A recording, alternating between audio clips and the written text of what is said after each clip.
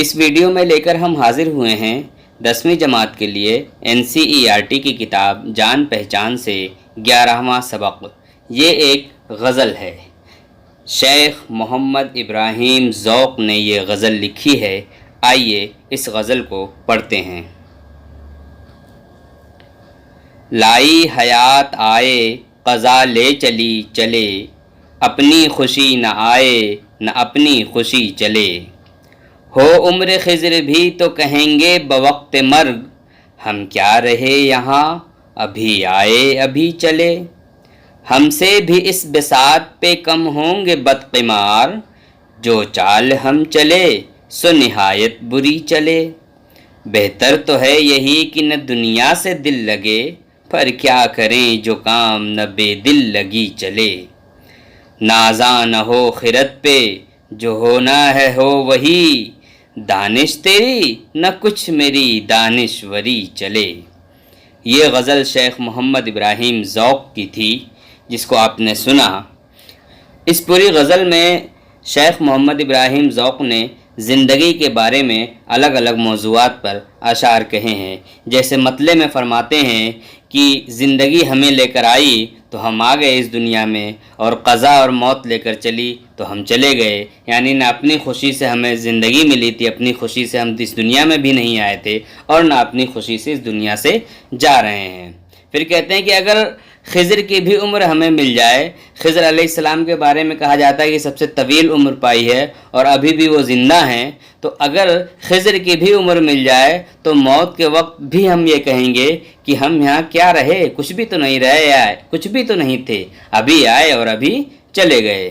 پھر کہتے ہیں تیسرے شعر میں کہ ہم سے بھی اس بساط پہ کم ہوں گے بدقمار۔ اس بساط پہ یعنی زندگی کی بساط جو ہے اس پہ ہم سے بھی کوئی ایسا بدقمار ہوگا جوا کھیلنے والا جو ہم سے بھی برا جوا کھیلتا ہو، کیونکہ ہم تو جو چال بھی چل رہے ہیں وہ نہایت بری ہی چال چل رہے ہیں زندگی کی اس بساط پر، اس لیے شاید ہی کوئی ہم سے بھی برا جوا کھیلنے والا موجود ہو۔ پھر کہتے ہیں بہتر تو ہے یہی کہ نہ دنیا سے دل لگے، پر کیا کریں جو کام نہ بے دل لگی چلے۔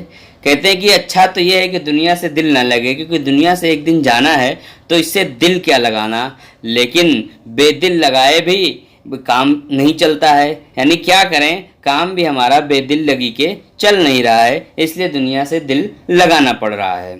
پھر آخر میں کہتے ہیں کہ نازاں نہ ہو خرد پہ جو ہونا ہے ہو وہی، یعنی اپنی عقل پر اتنے زیادہ فخر مت کرو، ناز مت کرو، گھمنڈ مت کرو، کیونکہ جو ہونا ہے وہ تو ہو کر ہی رہے گا، اور پھر نہ تمہاری کوئی دانشوری چلے گی اور نہ میری کوئی دانشوری چلے گی، اس لیے اپنی عقل پر فخر نہ کرو، ناز نہ کرو۔ تو گویا زندگی کے مختلف فلسفوں کو شیخ محمد ابراہیم ذوق نے اس غزل میں پیش کیا ہے۔ آئیے تھوڑی سی معلومات شیخ محمد ابراہیم ذوق کے بارے میں بھی آپ کو فراہم کرتے ہیں جو اس کتاب میں پیش کی گئی ہے۔ شیخ محمد ابراہیم ذوق یہ 1788 میں پیدا ہوئے تھے اور 1854 میں ان کی وفات ہوئی۔ ذوق کا اصل نام شیخ محمد ابراہیم تھا۔ دہلی میں پیدا ہوئے اور وہیں یعنی دہلی میں ہی ان کا انتقال ہوا۔ وہ ایک سپاہی کے بیٹے تھے۔ انہوں نے باقاعدہ تعلیم حاصل نہیں کی تھی، لیکن اپنی ذہانت اور محنت سے علمی صلاحیت پیدا کر لی تھی۔ وہ شاہ نصیر کے شاگرد اور بہادر شاہ ظفر کے استاد تھے۔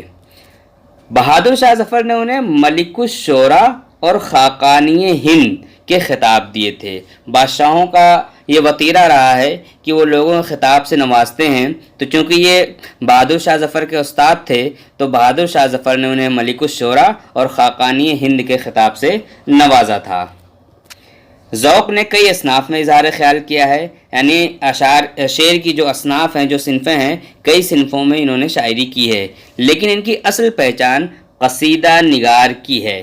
یعنی ذوق کی جو پہچان اور جو شہرت ہے وہ ان کے قصیدوں سے ہے، اور بالخصوص بہادر شاہ ظفر پر جو لکھے ہوئے قصیدے ہیں وہ بلند پائے مرتبت کے ہیں، یعنی ان کا مرتبہ بہت بلند ہے۔ لیکن صرف قصیدے کے ہی شاعر نہیں ہیں، وہ غزل کے بھی ایک قابل ذکر شاعر ہیں۔ اور ذوق نے اپنے کلام میں نیاپن پیدا کرنے اور زبان اور محاورے کی صفائی پر ख़ास तवज्जो दी है। तो ये थोड़ी सी मालूमात थी शेख मोहम्मद इब्राहीम ज़ौक़ के बारे में। आइए अब इस सबक की मशक़ों की तरफ चलते हैं और उसे हल करते हैं। गौर कीजिए, इसके तहत देखिए कुछ बात कही गई। क्या कहा गया है? इस गज़ल के हर शेर के आखिर में लफ्ज़ चले आया है। कौन सा लफ्ज़ आया है? चले। इसे रदीफ़ कहते हैं। क्या कहते हैं इसको? रदीफ़ कहते हैं। चले रदीफ़ से पहले चली, खुशी, अभी, बुरी और दिल लगी जैसे हम आवाज़ अल्फाज इस्तेमाल हुए हैं। इन्हें काफ़िया कहते हैं।